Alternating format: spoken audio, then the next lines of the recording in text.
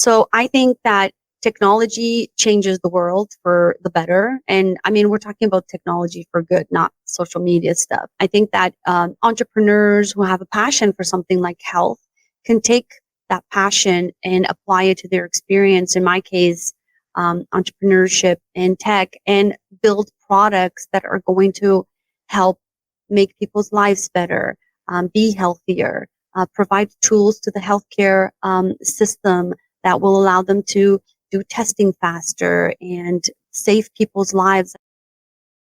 What, in your opinion, is the most important factor in successful leadership of a technology team or business? Is it knowing the technology? Is it knowing the people? Is it resilience, self-awareness, experience, qualifications, or something else, or all of the above even? Well, to try to answer this question, I'm joined today by Sonia Couto in this, the final episode of our mini-series that we've been doing for December, which is all about things the AI can't do for you, specifically technology leadership in a business environment. In this mini-series so far, we've had some great perspectives from people like Justin Tan about the very specific technology aspects and how to leverage that as a manager. We've spoken to Chris Wood about the stress management aspects that are very critical to any successful leadership, but especially in such fast-moving environments as technology companies so often are. We've heard from EdTech CEO Matt Warden earlier this week about his journey from software developer right the way up to CEO. And then yesterday we spoke with Kerry Elbass about transformation and change and how to do that effectively and successfully. And so to round off the series, who better to talk to than a tech founder? Sonia is a 2-time technology company founder, managing director and board member. She has over 17 years experience in the tech industry. She's a breast cancer survivor, and she's also been a woman navigating the complexities of a male-dominated field. So all of that requires significant expertise, determination, and resilience. Her passion is very deeply rooted in technology, entrepreneurship, and health, and we'll be talking about those later in the episode. And today she is dedicated to mentoring founders, helping them overcome some of the early stage challenges that she herself has faced in her tech journey so far, all whilst still managing her own company on top of that. So this is going to be a quite wide-ranging conversation. We're going to hit some very important topics, and I've no doubt that there'll be some really useful stories and experiences shared that will help you in your journey towards successful technology leadership.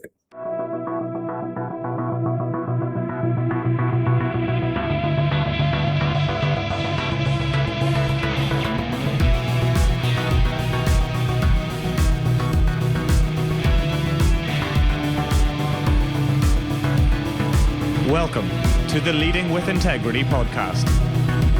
Leadership talk for the modern manager. With your host, David Hatch. Sonia, thank you for joining me this morning for you, this afternoon for me. It's great to meet you. It's great to have a chance to talk to you today. Really looking forward to it. Thank you for having me. I'm looking forward to it as well. You're most welcome. Yeah, and we'll start off, I think, by handing over to you, really, to introduce yourself to the listeners, tell them a bit about your career history, your background, what you do today, and why you do it. Sure. So my name is Sonia Couto. I live in Toronto, Canada. I was actually born in Portugal. I moved to Canada when I was 10. I'm the middle of 5 kids. I have 2 older and 2 younger, so I'm like right in the middle. So I'm very scrappy as a result of that. I have been in the tech space for 17 years. It's something that I love. I'm very passionate about.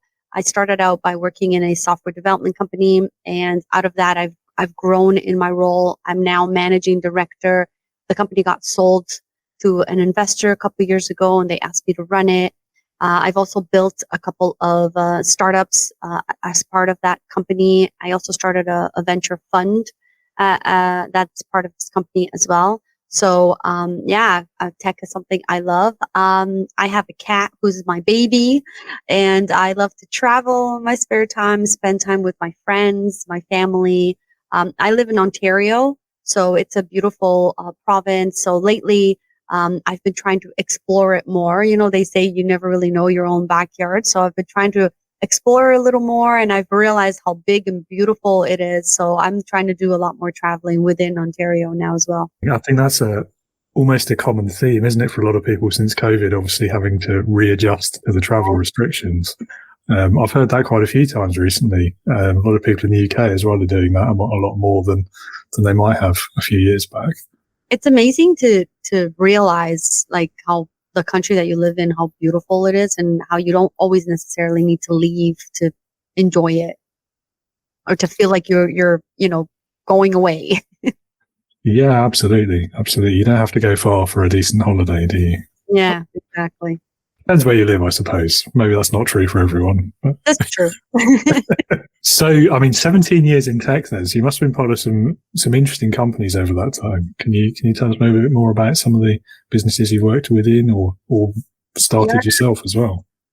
I've worked a lot in the manufacturing space. So building like enterprise solutions to help manufacturing companies evolve and stay up to date with having teams in different countries. A lot of manufacturers don't manufacture in Canada anymore. They're, in Mexico or different parts of the world. And so they need systems in place that all of their employees globally can access. So we've helped a lot of companies build out systems that way, even for like a lot of sales teams and things like that. And then we've also built out like some amazing projects that are just interesting for startups. So we deal a lot with startups and helping them get a minimal viable product to market so that they can test the market and possibly bootstrap or start getting some funding. And because we've had a lot of experience in just building software in general for companies, we help founders sort of navigate through that. I worked on a really large project for a mining company that was a project for about 5 years that I think we were a little over our head, but I learned so much from this project. They were a massive global client, and it took a lot of effort to get this project off the ground, and then kept it going. But it was really nice to work with such a massive company. It gave me the opportunity to learn a lot from it and then apply it into later on our own products that we've developed and taken to market. So one of our products is called Menusano. It's a nutrition analysis software for the food service industry that allows manufacturers and restaurants or food facilities to analyze their dishes and get compliant nutrition labels instead of sending the food to a lab. So we service globally, but we work with databases, government source databases from Canada, which is the CFIA, the USDA, and we also have labeling for the UK. The other product is called Field Eagle, which is a digital data collection tool. Basically, it is for high-risk industries like oil and gas, mining, construction, where you have to collect data out on the field. Usually that's done manually with a piece of paper and pen. And we've automated that on a tablet. And then it allows, once an inspector is done collecting all the data or doing an inspection on site, they sign and submit. Everything goes up to what we call a company portal, which is a central hub where reports are generated quickly. They can take photos, notes directly on the tablet. It basically eliminates the whole hassle of doing something with paper and pen. And it speeds up the process of getting your reports done. Usually that, it depends on the industry they're in. It can take, 3 weeks to a month to get a report done. A lot of these companies get paid when they process the report. And now we're allowing them to generate a report in 5 seconds. So it really helps them automate their process. That's quite a time saving, isn't it? Yeah. Two very different industries, but nice industries to learn from. Yeah, absolutely. Yeah. And so, I know you have quite a few passions, but I guess 3 of them in particular would be the technology sphere, the entrepreneurship, and then also health. So how do you see those 3 things overlapping and complementing each other? Well, that's a good question. I think technology improves lives, right? So my passion for technology, entrepreneurship, and in health, and health is for many reasons. I'm also a breast cancer survivor, so I'm very conscious. So I think that technology changes the world for the better. And I mean, we're talking about technology for good, not social media stuff. I think that entrepreneurs who have a passion for something like health can take that passion and apply it to their experience. In my case, entrepreneurship and tech, and build products that are going to help make people's lives better, be healthier, provide tools to the healthcare system that will allow them to do testing faster and save people's lives. I mean, like, diabetes is a global pandemic, right? And I feel like nobody's really doing anything about it, but there are tools that can be and will be going out into the market that you can't cure diabetes, but you can maintain it and you can prevent it from getting worse. And it's all through diet, right? So I think that technology can really help provide tools to consumers that are going to help them be more aware of what they're doing with their bodies, their mind, their nutrition. And I think that's really the benefit of combining all three together. Yeah, I mean, I guess even things like the kind of the wearable tech, and that must have a huge crossover to the health area as well. Yeah. I mean, if you think about it, years and years ago, we didn't know much about the foods that we were eating, the benefits of walking and heart rates and good sleep. We just sort of like were out there, right? But now all of this technology has come out, like you said, wearables. Like now you can count how many steps you took per day and how many calories that burned, or what was your heart rate. There's even tools to meditate that measures your brain waves. So it teaches you over time how to meditate better, how to control your heartbeat, how to breathe properly. Like that, all of that stuff didn't exist many years ago, but I think it's only going to keep getting better. I bought the other day, which is so interesting. So I have a hard time falling asleep because I have a hard time shutting my brain off.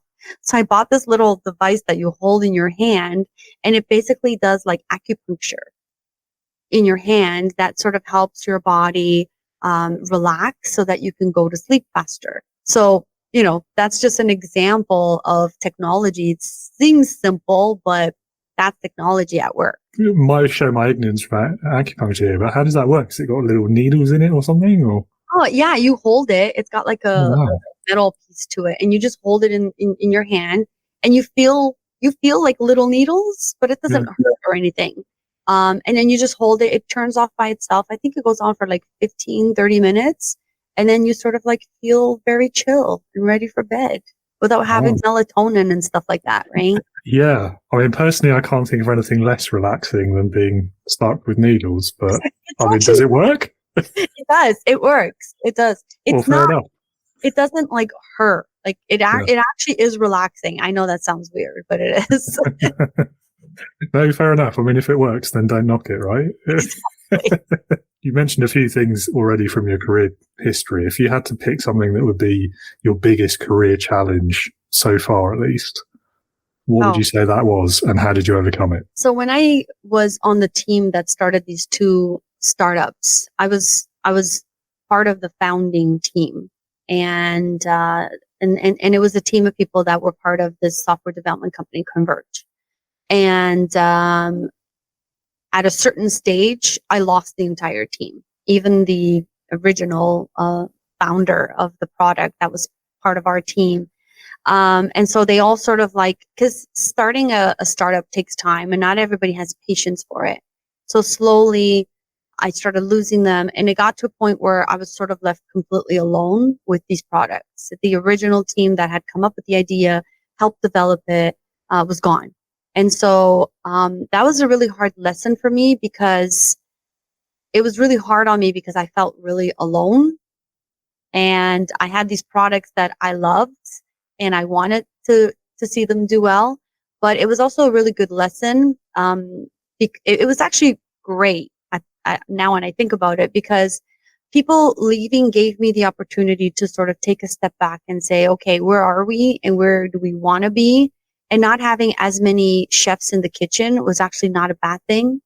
And so I was able to put together a plan around where we wanted to go with these products. I had to rebuild them personally, like just, the state that they were in. I didn't feel at the time they were good enough for market. So I hired a new team of people that I thought were better for the specific needs where we were at the time, and hired a team, redeveloped the products, and then we went to market, and we were pretty successful at that. But I think that was one of the hardest lessons I learned, is that, it was lonely for a very long time being there by myself. But, you learn, you adapt, and you move on, right? I know what you mean about the patience as well. I think there's a lot of people who get involved in startups, particularly as founders, who almost expect this overnight success. Yeah. Yeah. I mean, I was involved in one myself, and yeah, it certainly wasn't overnight success. It was several years of hard work, at the end of which I left because there was too much. I couldn't do it anymore. Yeah. I wonder if the social media of it has a lot to answer for there, with this kind of the perception that it's really easy to make your millions and all that, especially in tech as well. Yeah. I think in tech, I think the part of the problem is that there's so much technology in the world that there's this perception that technology is easy to build, because there's technology coming out every, week now. So there's this perception that, like, oh, if I have a tech idea, I'm going to build it really quickly and get it out. That's not the way it works. Technology, software development, it takes time. First off, I just want to point out, software development is an art. You can hire somebody out of their basement. You can hire somebody offshore. They need to be managed. They need to be properly guided on what to do and what to build. Because people just think, oh, I have this idea. I'm going to hire a developer, tell that developer, this is what I want built. Go build it and have it ready for me in a month or two. And then that's it. You have your startup. That is totally not how it works. And also you have to realize that you need the ability to pivot. Sometimes you go out to market with something and you originally had this idea, but it's not working out. So how can you take that and pivot and still go to market with something, but now it's changed, and because you've learned, right?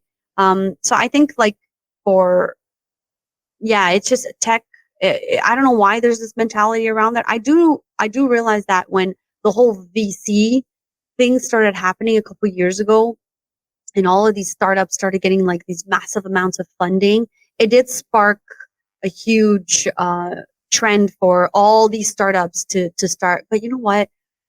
Only 20% of startups were investors who invest in startups. They only 20% of them really succeed and they get their return on investment.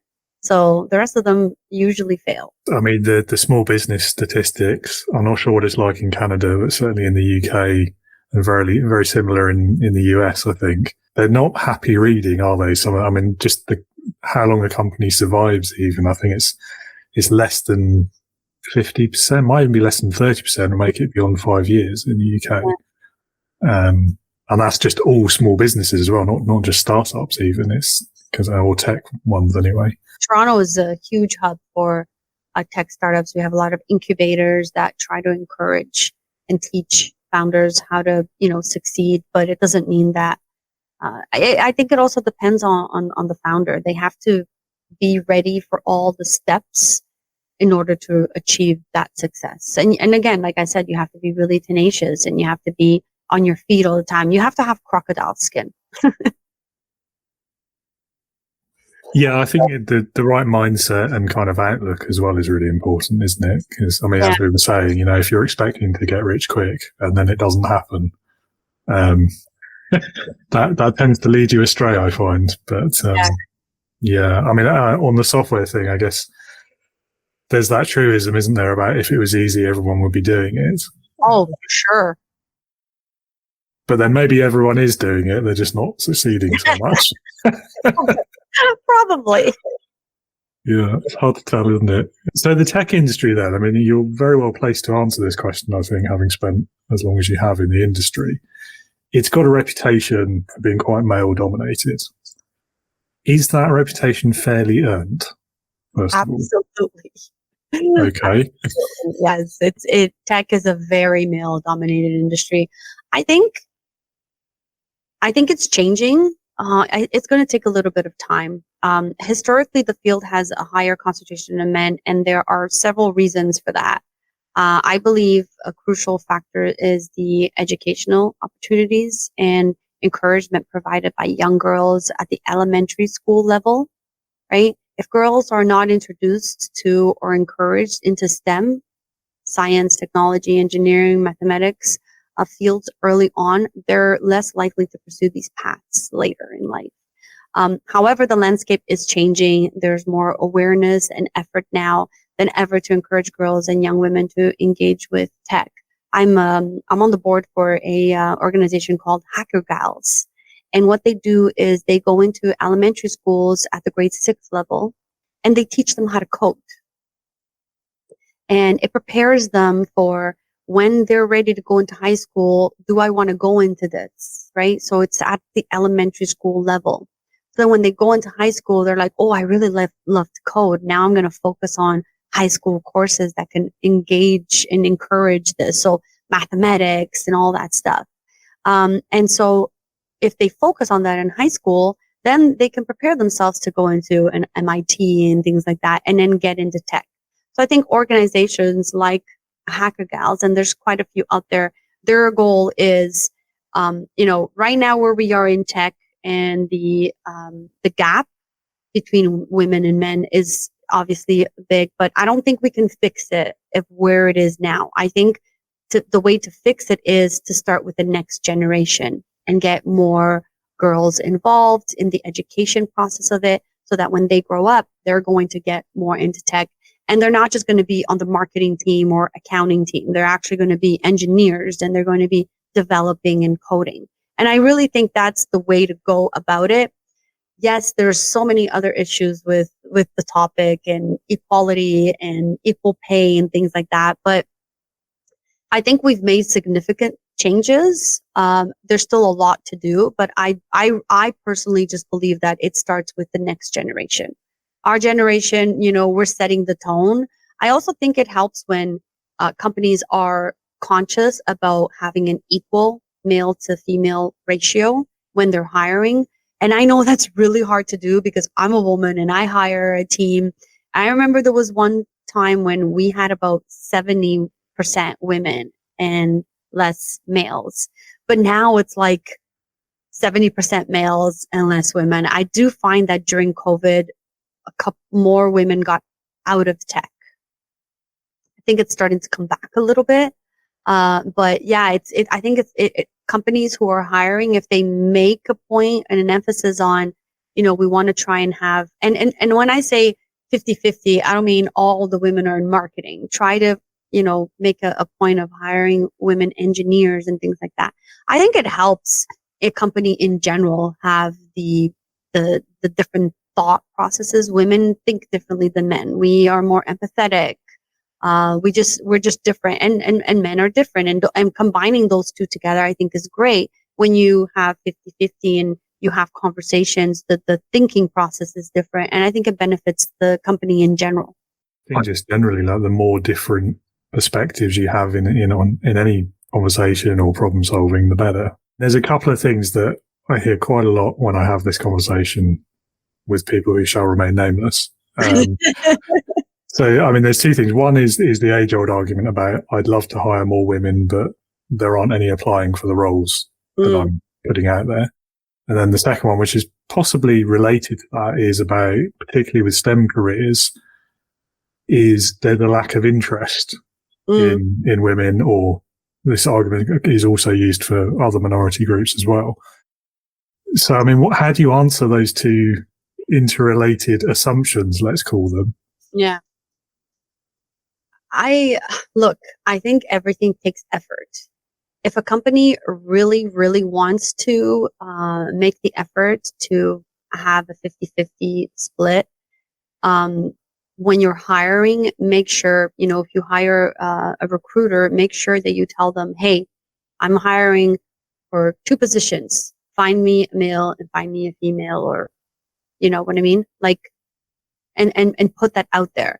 I don't think that we can say that there's no females applying, or for certain roles, or that there's no interest in STEM.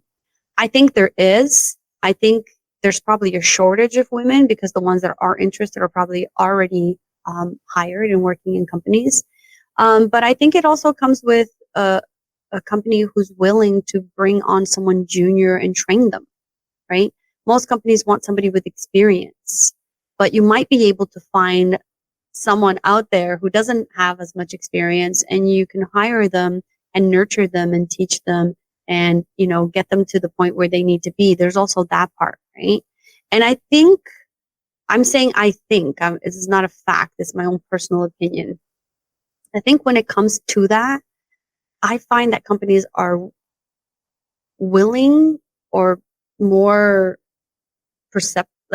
they're more willing to train males that are less experienced than females. I don't know why that is.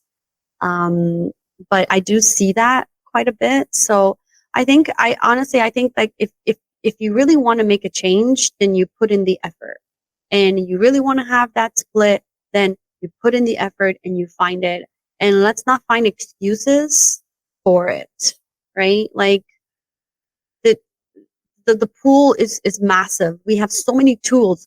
We have technology at our disposal to find candidates. We have LinkedIn, and there's Indeed, and all of these. You're going to tell me that you can't find someone? Like, really?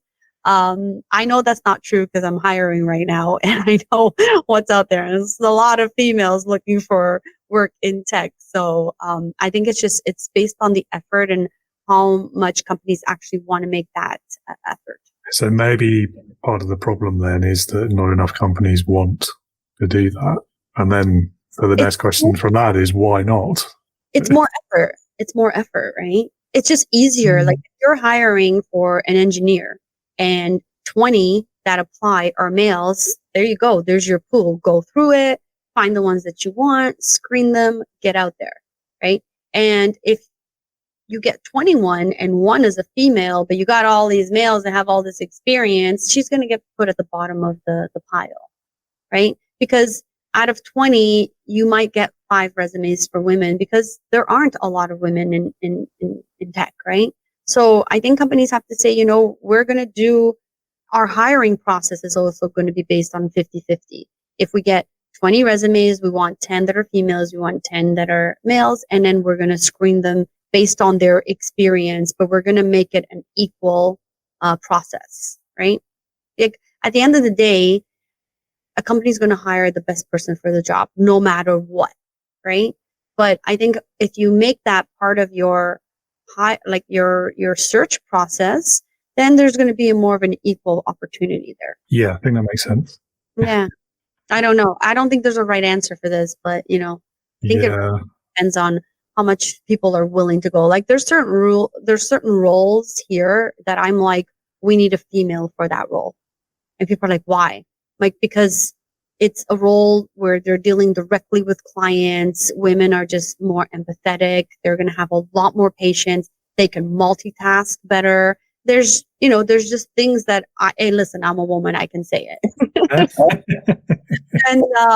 And sometimes we can't find a woman, and I'm like, no, we need to put the effort in to find one, because I just feel like that's historically we've had males in that role and it's never worked out. So let's just change it up and let's do it. And, my team knows that we're not even going to consider a male for that role. It needs to be a female. So I think that you can also do that. Say, look at the role that you're hiring for and say, you know what, this would be perfect for a female. And that's what we're going to do. We're going to hire a female for this role. And then on your search, that's what you're looking for, right? You're not even looking at the male at this point. Yeah, interesting. There's lots of strategies out there that you can try. It really depends on how far you're willing to go. Yeah. Well, this is it, isn't it? I think you're probably right. It does come down to convenience at the end of the day, doesn't it? And I think, I don't know, we could go into all the stuff about confirmation and unconscious biases and things like that. But I think, ultimately, most people set out when they're hiring to, as you said, will hire the best candidate, and that's all they think they're thinking about. But then it's about how wide are you casting the net? Yeah. how diverse is what you're catching in that net before you even start your actual selection process and so on and so forth. And we could probably spend hours talking about that alone. So Yeah. I mean, even myself, like when I got into tech, I didn't know anything about tech. My background was accounting and operations, and I got hired by a tech company to come in and run their accounting. And then I took over their operations and combined the two because they weren't doing that. And I'm just scrappy. I want to learn all the roles. But, if a company had not taken a risk on me and said, oh, she has no tech experience, she can't work here. And also given me the opportunity to learn within the company and grow. I have male, mentors who have gotten me to where I am. But somebody took a risk on me and somebody said, you know what, we're going to hire her and gave me the opportunity to learn and grow, right? I think more companies should be doing that. I wouldn't be where I am if someone didn't take a risk on me. Regardless of the candidate or anything to do with them or about them, but every hiring at a certain point is taking a risk, isn't it? And yeah. I would be very curious. I don't know anything about what the data says, but I'd be really curious to see some sort of statistical analysis about how many risks are taken on male candidates for tech roles versus female. Yeah, I have no idea. Yeah, I don't even know if that data is collected. It's probably not. That's a question we may never know the answer to. Anyway. Yeah. What's the biggest leadership lesson that you've learned in your career so far? I've learned that it's crucial to surround yourself with other leaders. So, network, for me, not gonna say anybody else. For me, it was around meeting other women that were in positions where I was now going into, and that I could talk to and relate to and learn from. But also, the reason for that is because being a leader is really, really lonely.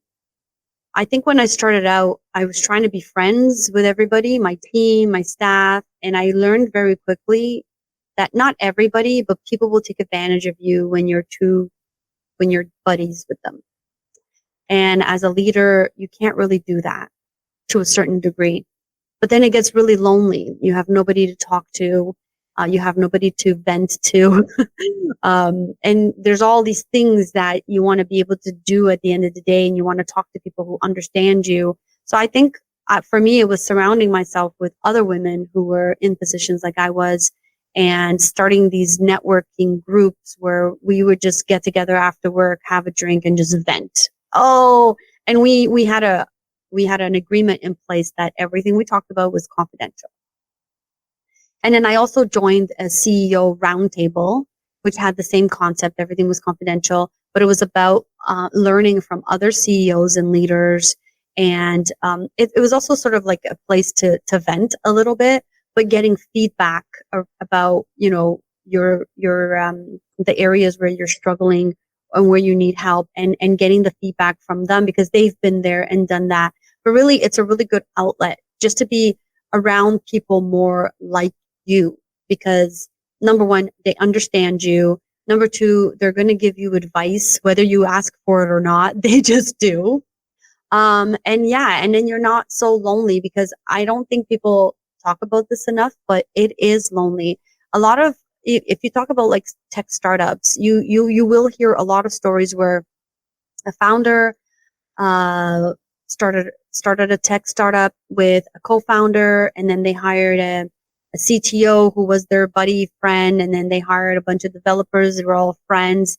And then at the end of the day, the founder ends up firing everybody because they had this like relationship of a friendship, and it didn't work because everyone wanted to have a say. And you need to keep professional to a certain degree, right? So I think that's part of the struggle. But yeah, being a leader, I think, is just find other leaders to hang out with, even if it's just like outside the office for fun, where you can have an avenue to, speak your frustrations. You have to let that out. All of that rings bells for me, I think. It's something, I think, particularly for new leaders as well, and when they're taking that first step up, And especially if they're doing it in an organization where they've worked for quite some time and they've been promoted. So they probably already have a lot of friendships. And then suddenly they're in a managerial position, potentially over several of their friends. And that relationship could get quite strained. And then the loneliness becomes so much worse because you've suddenly lost out on what you're used to in terms of a at work support group, if you like. Yeah. One of my biggest struggles is, I try to like create this environment of, fun, and we have like games and stuff, and I'm a really nice person, but a lot of people on my team just in general are, I don't know if it's afraid is the right word, but maybe they're intimidated by me. And, I had a meeting with one of my managers the other day, and I'm like, are you like, we only talk when we have a weekly meeting. You never come to me outside of this meeting. Like, you and I have no conversations. And I'm like, why?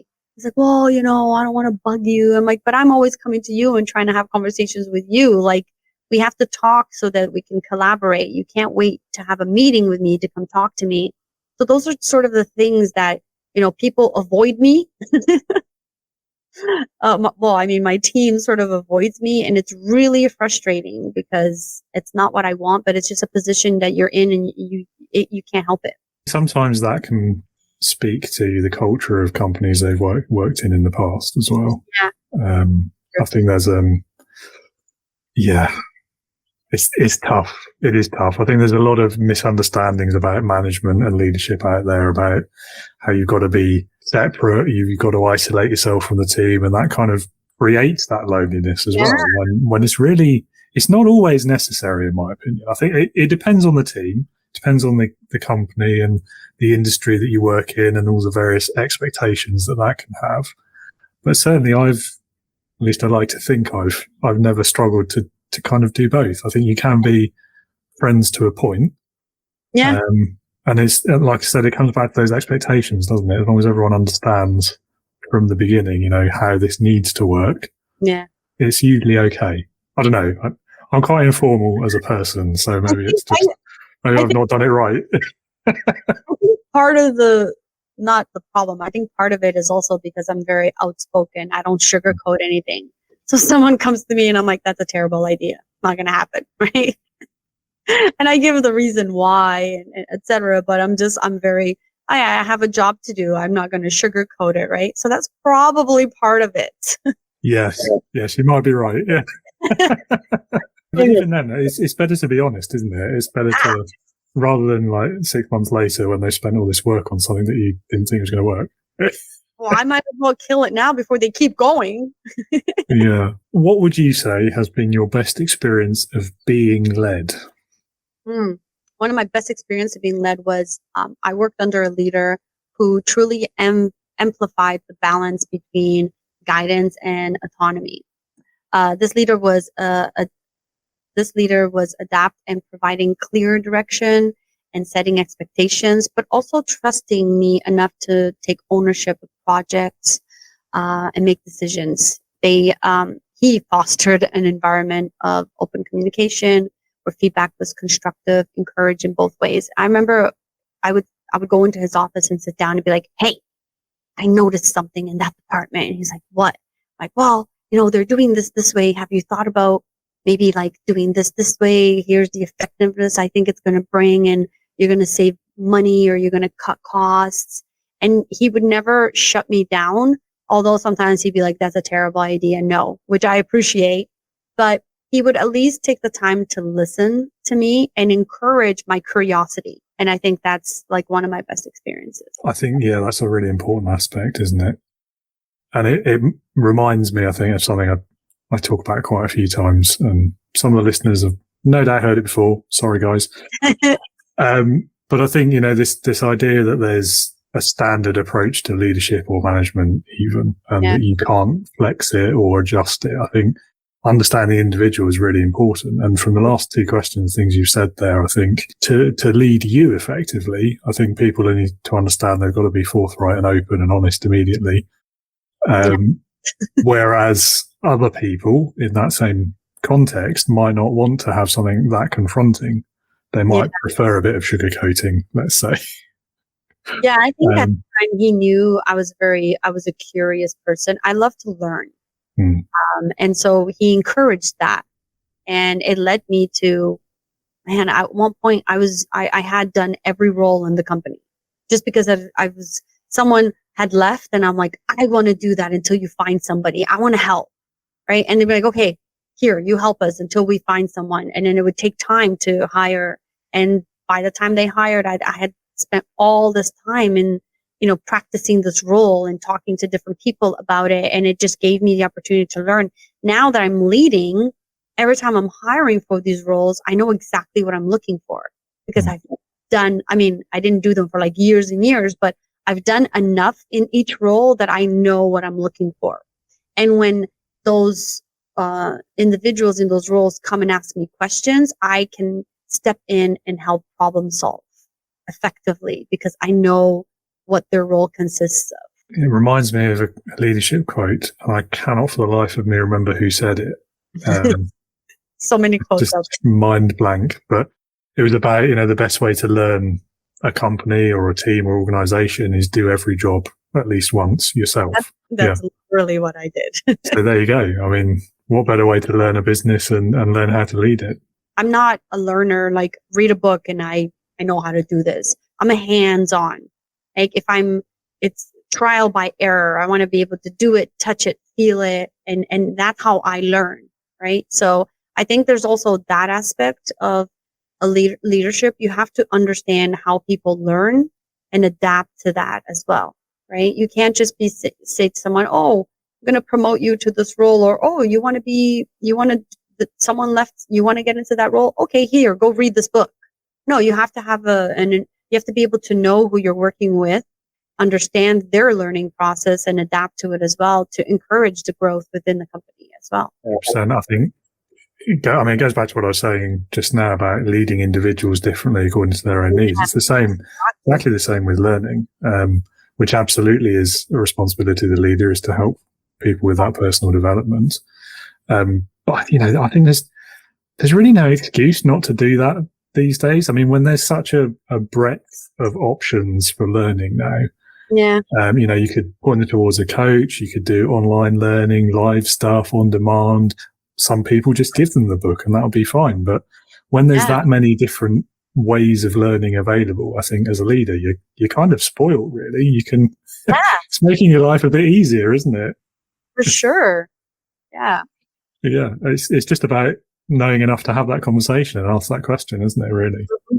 Yeah. So we touched on the first time manager a bit earlier, but I certainly think it's one of probably the most difficult career transitions that most people will do, is that first step up into a leadership or management role. What advice could you offer to someone who's doing that in a tech business in particular, who's maybe struggling with that new role, struggling with that adjustment? For any first-time manager in tech business, specifically those who find new roles challenging, my key piece of advice would be learn as much as possible about each role within your team.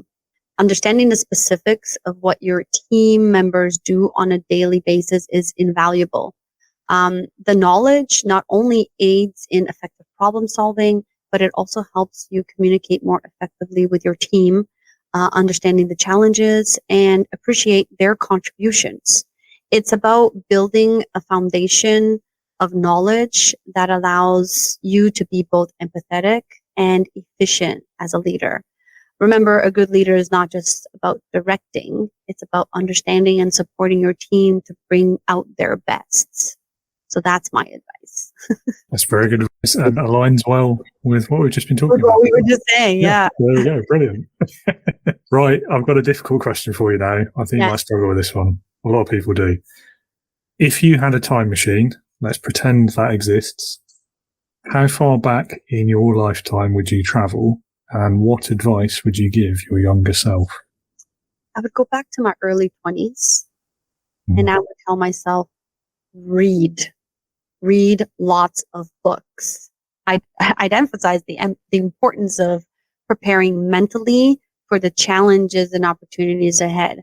I feel like, my life has been a road of challenges, ups and downs that have prepared me for, things, hardships that I've been through. But I think that if I had put more emphasis on reading, and learning more self-growth and mindset, I think I would have been a lot better prepared. So I started doing that in my 30s, but I wish I had done it in my 20s. So I would tell myself to go back and, not read as many science fiction books as I did, and maybe read more, business and just a book that, like, 4-hour work week. I'm not going to work 4 hours a week, probably not, but there's so much value in a book like that encourages you not just to be a good worker, but also being a good leader one day, and just being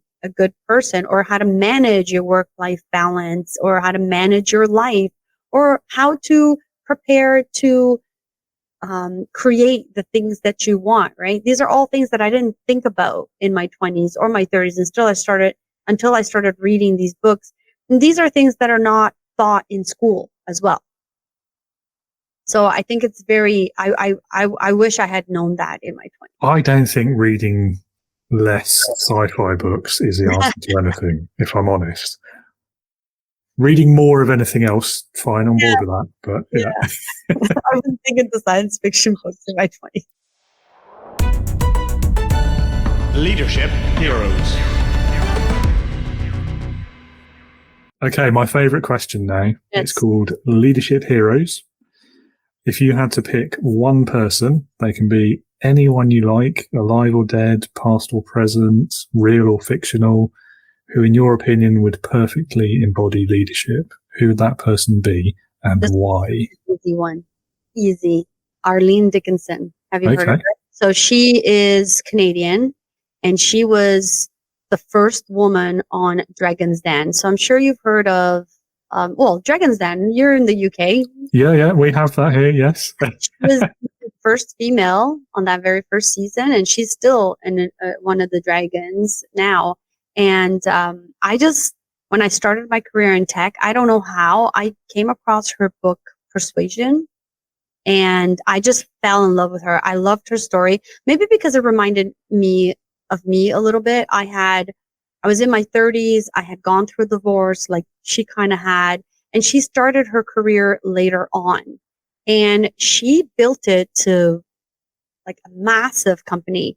But I just loved everything about her. And what stands out about Arlene is her resilience, her ability to innovate and adapt, and her commitment to mentorship and empowering others. I really love that. She has consistently demonstrated strength in the face of adversity and unwavering commitment to her values and the capacity to make tough decisions while maintaining empathy and integrity. And you can see that about her in the show. Like, she has a lot of empathy. She's not just a leader in the boardroom. She's a role model. She is to me, who shows what it means to lead in both the head and the heart. I just saw her speak the other day at an event, and when I was looking at your question, I was like, yeah, leading both the head and the heart. She's got such a big heart, and maybe it's her empathy that she has. Like, she's such a good businesswoman, but she cares about people, and you can see that in her. And I think it's profound. It's influenced me, and I think she's the best. Well, fair enough. Yeah, I mean, pretty good definition of a hero there in everything you've said. So I can't argue with that. I mean, it's like, I think like 12 years later or 15, I don't even know, but I still, every opportunity I get to go see her speak, I will do it. There's always something new. She's like, she never stops. I feel like at this point she should be retired, but nope, she's still going. She's innovative. She just started a huge fund for food startups in Canada. Like, she never stops, and I just admire that about her. Yeah, fair enough. I mean, I'll be honest, I've not heard of her, but that's because I think she's in the Canadian version of Dragon's Den, which we won't get here, sadly. So I'm going to have to go and look her up afterwards. Yeah, look her up. She's amazing. Yeah, fair enough. Well, thank you for the recommendation then as well. Yeah. Excellent. Well, it's been lovely chatting with you. You too. This morning, this afternoon, it's both. It is both. Yes. It's morning, it's both, yeah. If any of the listeners would like to learn more about you, and I'm sure they would you like to point them towards your own website or perhaps your own podcast, which is almost ready, I think? Yeah, I think the website is good because it's got all the contact information. So converge.com with a K. I'm also on LinkedIn, Sonia Couto. I also have an Instagram handle, which is Techie Sonia C. Sonia is Sonia. A lot of people think there's a Y in there. There isn't. Reach out to me, message me. I always try to respond to everyone who reaches out. And yes, my podcast is launching in 2024. It's called Tenacity with Sonia C. So if you want to hear a little bit more about tech and startups, give it a listen. Awesome.